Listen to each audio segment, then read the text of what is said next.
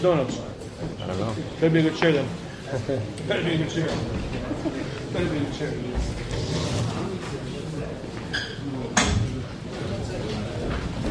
Oh, we'll wait for you. He said, wait 1 second. Okay. Okay. The last few weeks we handled Thillim a little bit, and we spoke about Thillim as a tefillah. We spoke about Thillim as Torah. We spoke about Thillim as a skula. We spoke about it as part of the recipe of haliviim. But the most obvious one, that Thillim is a song. That Thillim is called Shirei David Avdecha, Shiras Zmiris V'Tishbachas. That Thillim is a song is the one that we didn't talk about. So I want to use Thillim as a song as a shtickle pivot point, and we'll move on to song a little bit, and I'll explain what I mean. In 1819, a shul opened in Hamburg to compete with the main shul in Hamburg. It's a shul that led to several whole svarim being published to debate the minhagim of the shul, if you want to call it that. And amongst them is the topic that we're going to discuss today. But let's start from the beginning, and we'll get to that. So everybody knows that in the Beis HaMikdash they sang. There was some sort of singing going on in the Beis HaMikdash. Everybody knows that. The Mishnah in Tamid, the last Mishnah in Masechtas Tamid, says, Hashir haliviim hayu oimrim Beis HaMikdash. They said X, B'yam Hasheni, they said something else, and this is how the Shir Shel Yoim that we have in davening came to be. It's reflective of the shiras that the Leviim said in the Beis HaMikdash for the Shir Shel Yoim. Now, all of those Shir Shel Yoim that the Leviim said in the Beis HaMikdash was kapitel from Thillim. They're all 7 different kapitel from Thillim that became the Shir Shel Yoim. Now, when it says Hashir Shel Leviim hayu oimrim Beis HaMikdash, I'll just point that right away. There's an oddity in the language right there, right in the beginning. It doesn't say Hashir Shayu Sharim haliviim in the Beis HaMikdash. It doesn't say the song that the Leviim sang in the Beis HaMikdash. It says Hashir Shayu Leviim hayu oimrim the Beis HaMikdash. The song that the Leviim said in the Beis HaMikdash. Now, said is not how you describe a song. Said is how you describe maybe a chant, maybe trup. Said is how you describe something that's a little more formal, like with trup or a thing, but not the way you would describe your classic song, like with an orchestra and a song. So I just want to point that out. That keep that in the back of your mind. Now, there's many Gemaras that describe for us the Shira in the Beis HaMikdash, and yet, at the end of it all, we're left with precious few details about how actually it went on. For example, the Gemara in Shkalim tells us about who was Mamuna ala Tziltzul. There was someone who was Mamuna ala Tziltzul. Tziltzul Pashtus means the conductor. There was someone who was Mamuna ala Tziltzul. The Mishnah in Yuma tells us, Hogris ben Levi, Hayidea Parak Echad Bashir,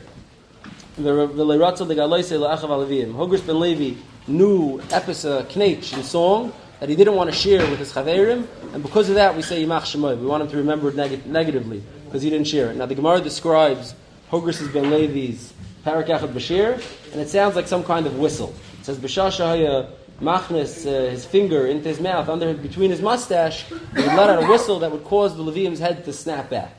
So again, it gives us a description of the song, but it doesn't say much about it. The Gemara in Sukkah tells us where the Leviim stood when they sang. The Gemara tells us there was itztabayis, there were like little platforms between the Ezras Yisrael and Ezras HaKehanim, where the Leviim would stand and they would sing while the Kehanim were doing the Avodah. The Gemara in Erechin, between Dafid Aleph and Dafid Gimel, has a whole machlekes, a big arichas machlekes. The Mishnah lists for us the instruments that were used in the Beis HaMikdash, and then it goes on to a big machlekes, a big shira b'peh or a shira b'keli. What's the main shira in the Beis HaMikdash? Was it something you did with your mouth? It's the words, it's the song that you're saying with your mouth, or is it the musical instruments was the main shira?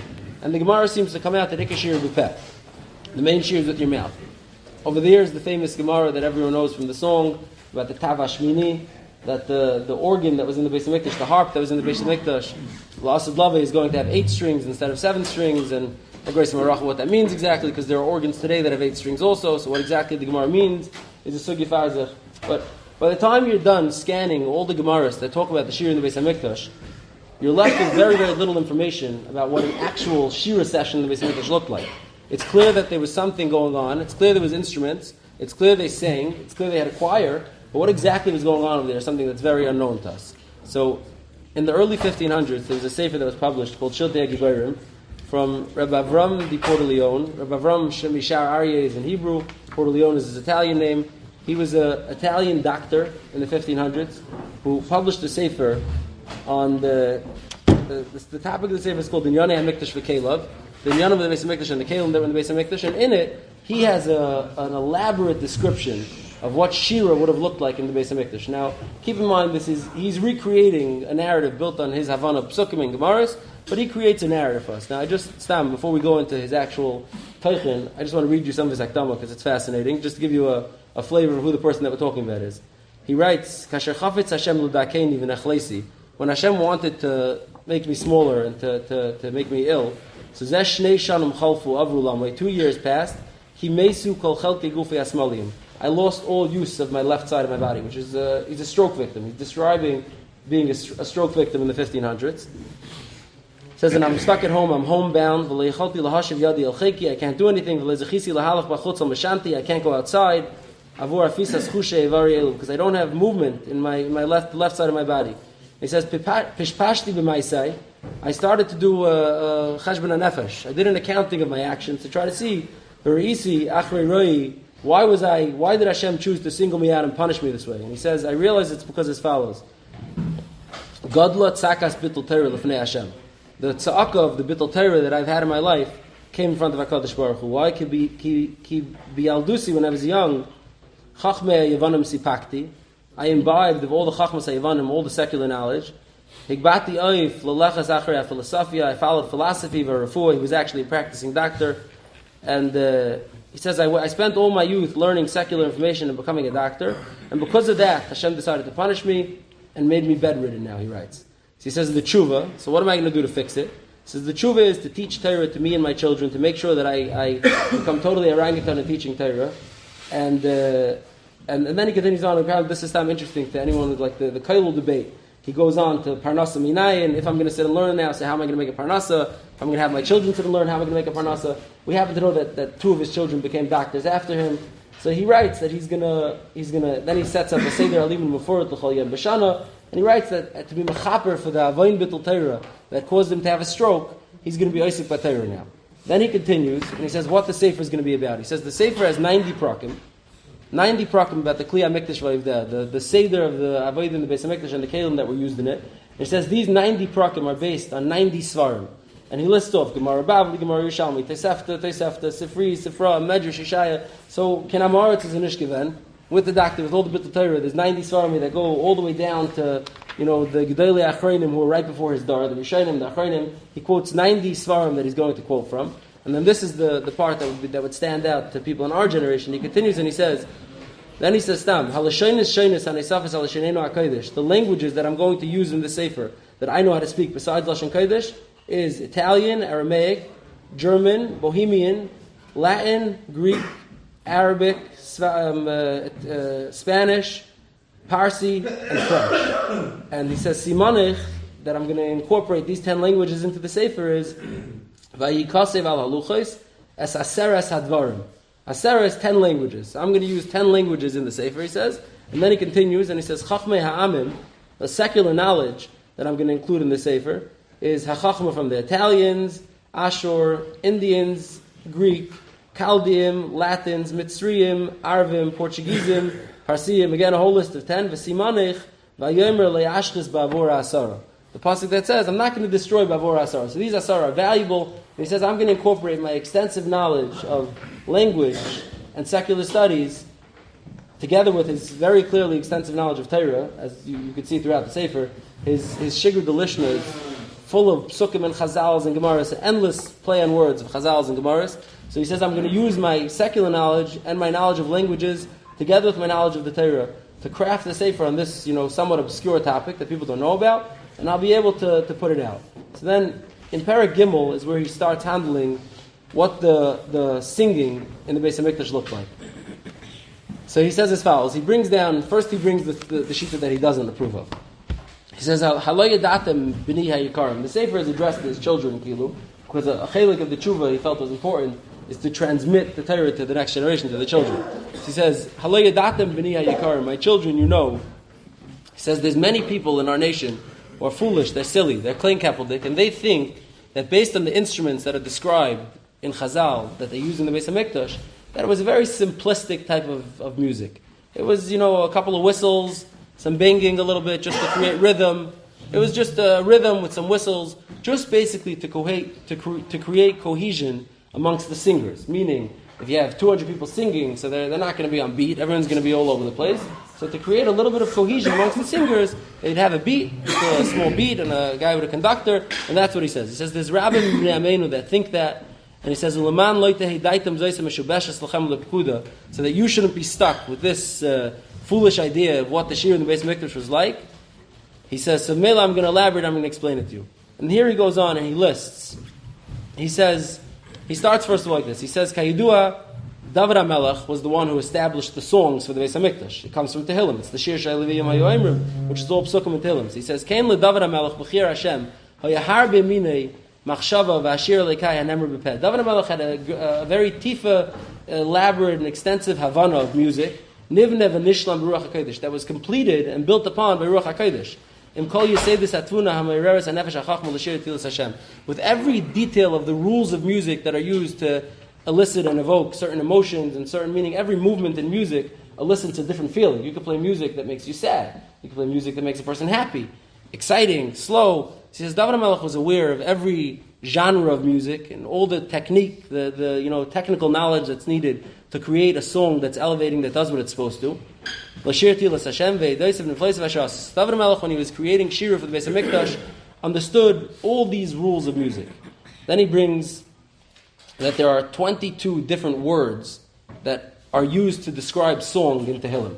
Some of them Chazal say in the Gemara already, L'mashal, B'shir, B'halal, B'tfila, B'bracha, B'hida. There's many that Chazal say in the Gemara, but he digs out some more of them from the Psukim, and he says there are 22 words that are used to describe song in Thillim. He says if David HaMelech was providing simplistic chants, just as a chant for people to say, you don't need 22 different styles and 22 different descriptions to describe the music. He says, Elamai, David HaMelech was describing a very elaborate binyan in music that needed many, many descriptive words to make you understand what he was doing. So then he says he has another raya.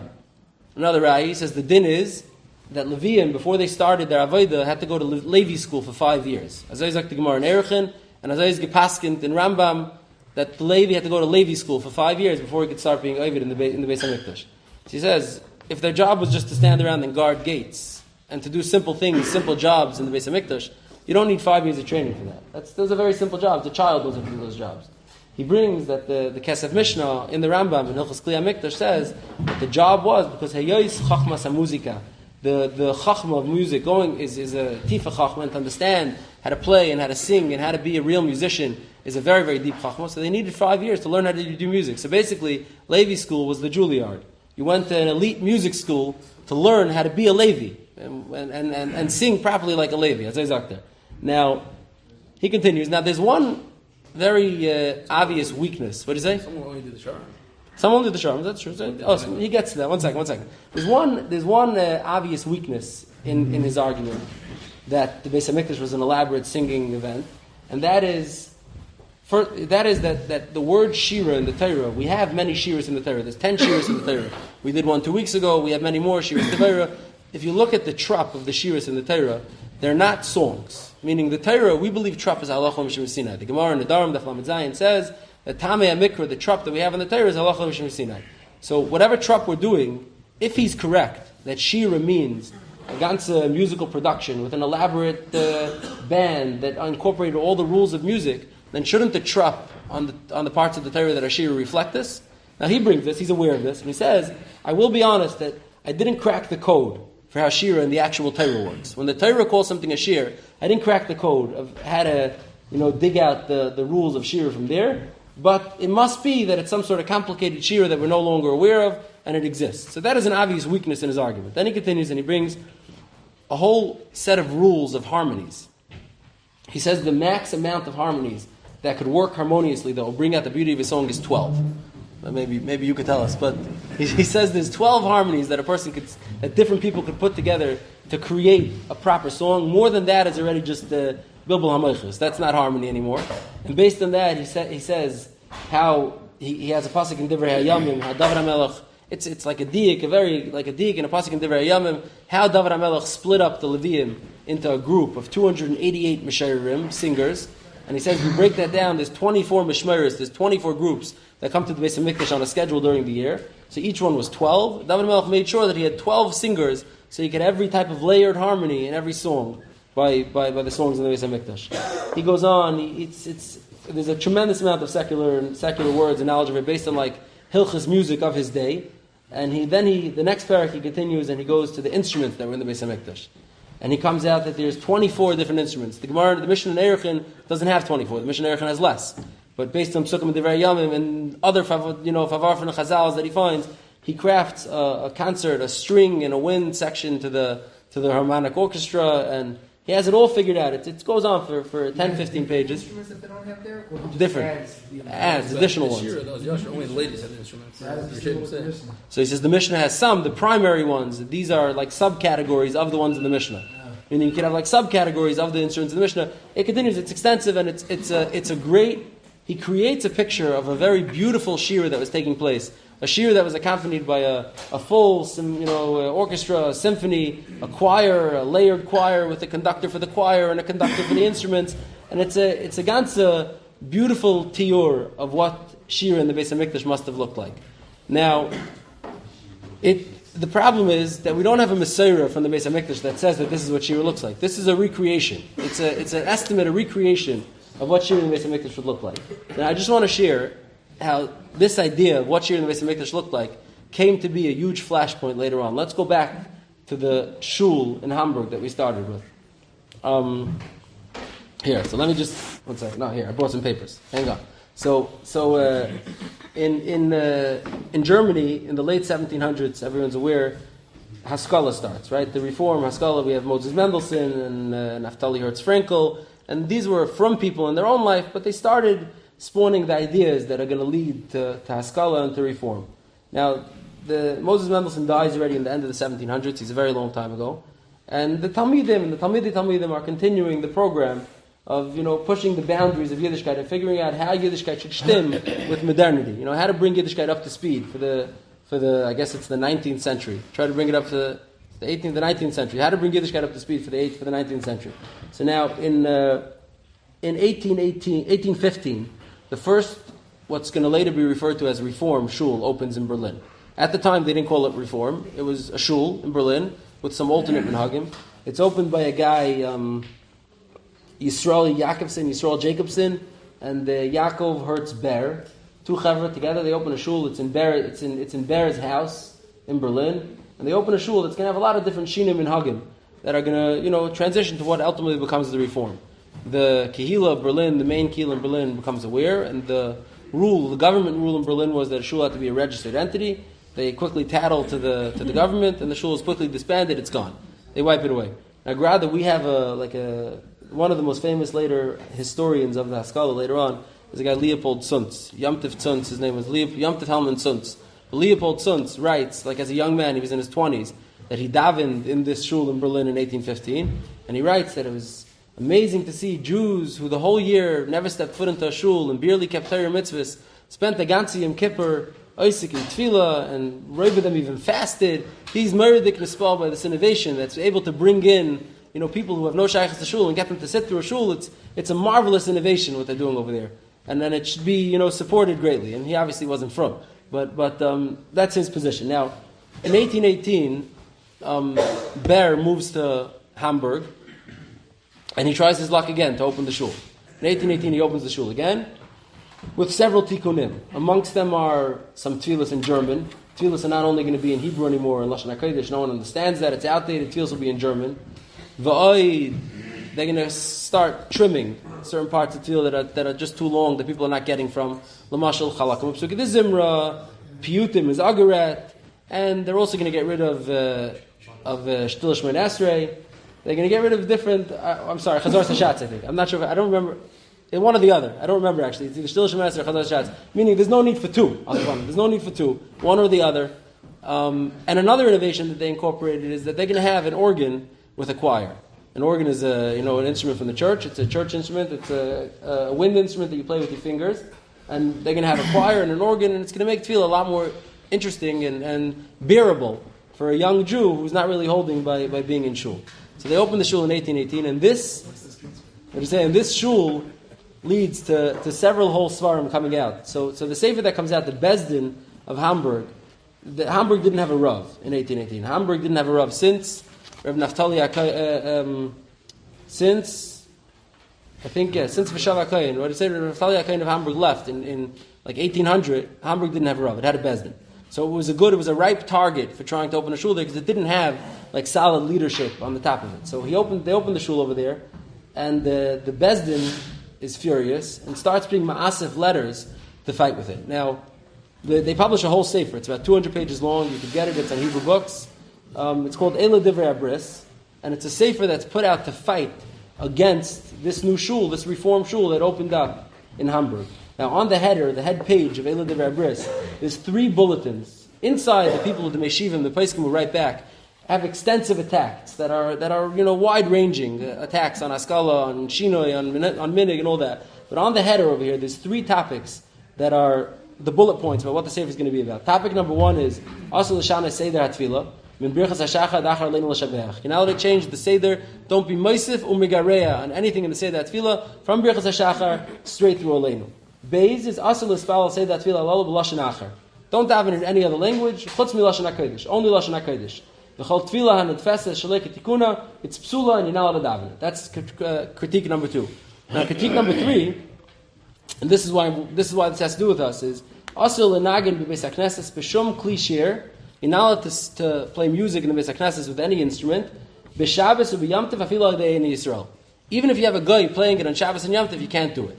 Now, the Iker in the header over here is about a much more Chamadik shaila of playing music in shul with on Shabbos with a guy, which is worse than just playing music in shul on a Tuesday, because it's an Amir Lakum and it's in shul. It's a much worse shaila. That's what the header is about. But in the different shuvas from the Meshivim, they address the core question also. Now, just before I tell you what the Chassam Sefer and Rambanet and Rebbe Kveger and all the Gedolei Adar of the day had to say about this, I just want to read you the main tzaddik keneged, you could call it. If you can't, but if you want to call it the opposition over here, the rabbinic opposition was a sefer called Noiga HaTzedek.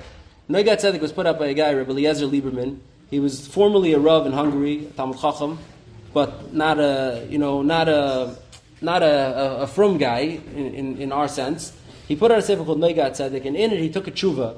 The main centerpiece, the tshuva that really is written by a rav, a chashav rav, who could argue le'inyan with the Rabbanim and Eila Divrei Abris, is a tshuva called Shut Kinas HaEmes. It's written by Reb Aaron Charan.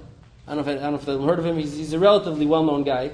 It's written by Reb Aaron Charaner, who was a rav in Arad, a town not too far away from the Chassam Sefer, a rav in Arad, in a Hungarian town, and he writes a tshuva. It's about 20 pages long. Kinas HaEmes in defense of the minhagim of the shul and why it's good.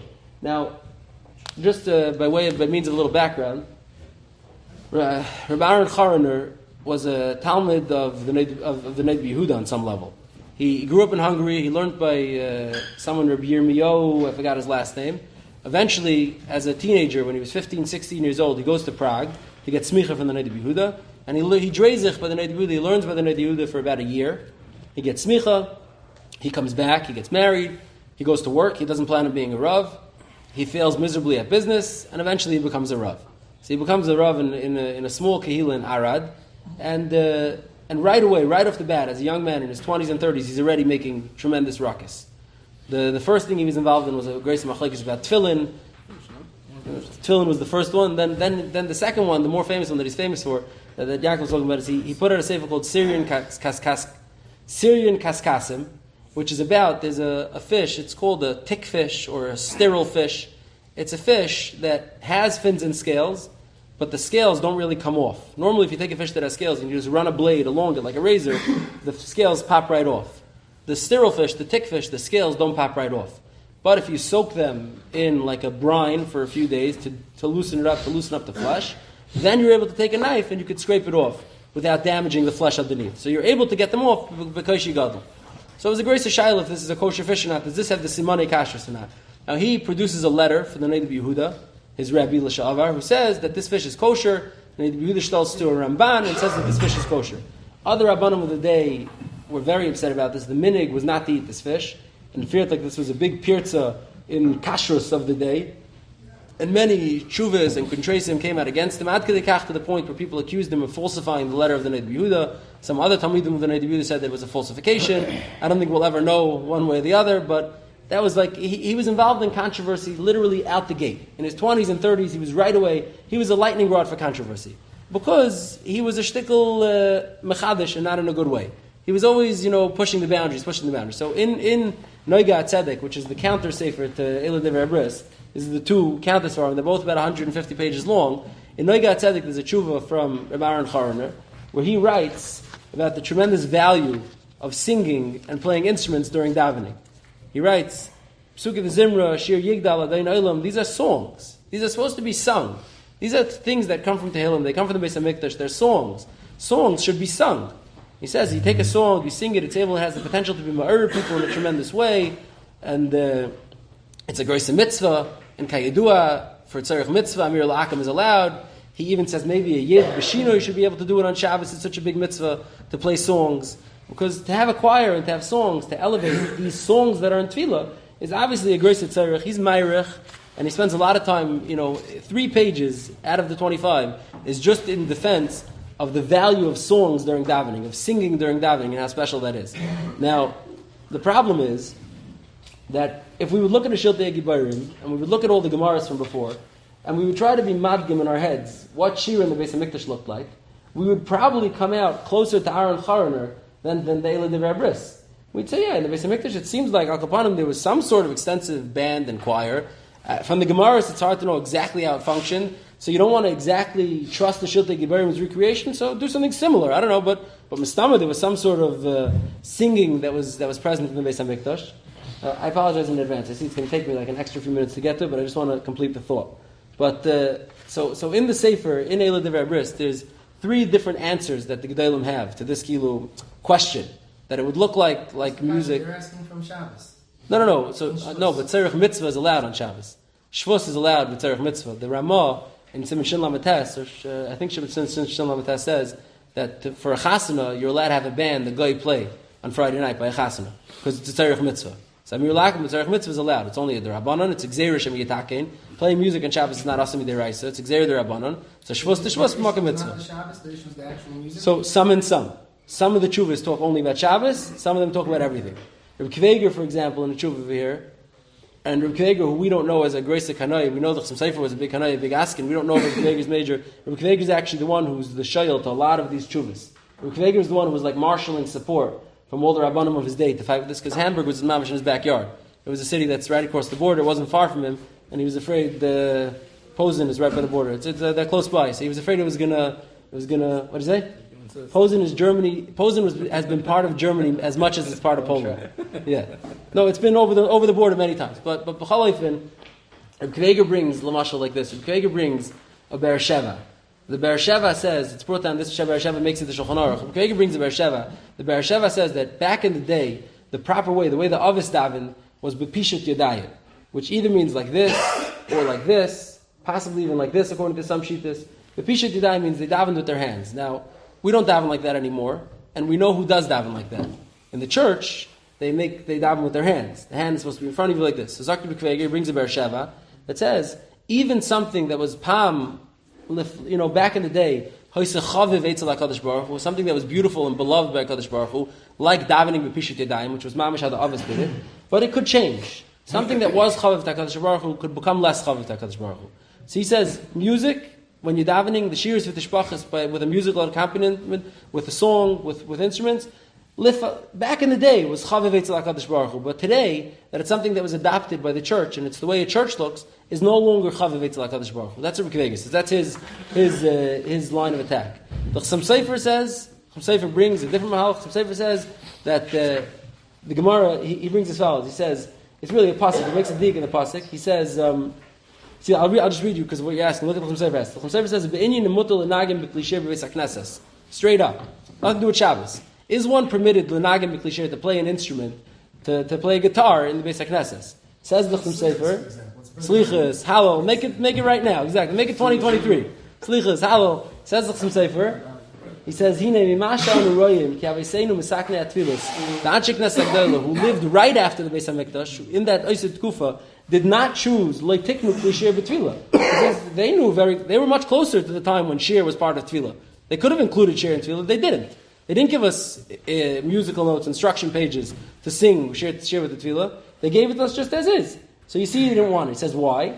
He says from the pasuk. The pasuk says, and we say in Al Naras Bavel, the pasuk in Thillim, Eich nashir shir Hashem al admas necher. He says, how can we sing shir Hashem al admas necher? It says the Sefer v'leiksiv lefnei necher. It doesn't say don't sing shir Hashem in front of bnei necher. It says Eich nashir shir Hashem al admas necher, meaning shir is yes a beautiful thing for tefillah, but not al admas necher. We're not holding with that. And he says in Kal v'chaymer in a shul. It says really the Gemara dashes from this that a person is not supposed to sing at all. Shir is asur, which maybe is a sugi we should get to as a later week of this series. But he says certainly not in a shul. That's not allowed.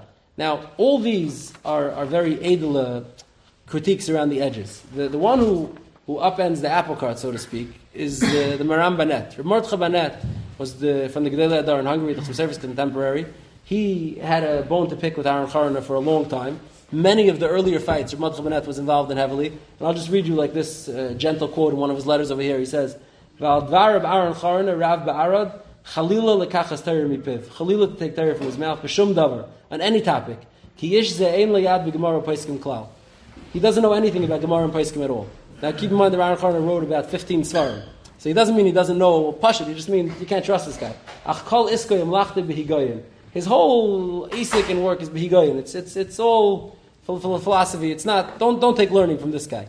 Now, he has two letters in here. In the second letter, he writes about shir. I don't even know if I brought it here. He writes that the Beis Hamikdash, you're going to tell me that it's a great mitzvah in the Beis Hamikdash. They used to sing and have instruments when they were davening and saying shir with HaKadosh Baruch Hu. Says the Mordechai Banet, where does it say it was singing? He says that dik that we started off with in the first place. Hashir haliviim hayu oimrim b'Beis Hamikdash. They said it. It was a chant. He says every time the Torah says shir, what's the trop? The trop is chant. We chant shira. He says shir in the Beis Hamikdash was a chant. It was like nusach. It was like our nusach for kol nidrei or nusach for duchening. Shir in the Beis Hamikdash was a chant. As I said to Maram Banet, he says, what does that have to do with introducing a choir and a 20-piece orchestra to the Beis into a shul? That's a brand new innovation. That's not something that had anything to do with the Beis Hamikdash. He brings a few more rayas like this. Now, it's hard to know if he actually holds that's what shir was in the Beis Hamikdash, or he wants to take this idea out of circulation. But Mordechai Banet was the first one to tell us that shira does not mean anything like you think it means. Shira that we think means a whole choir and a thing, it means a chant.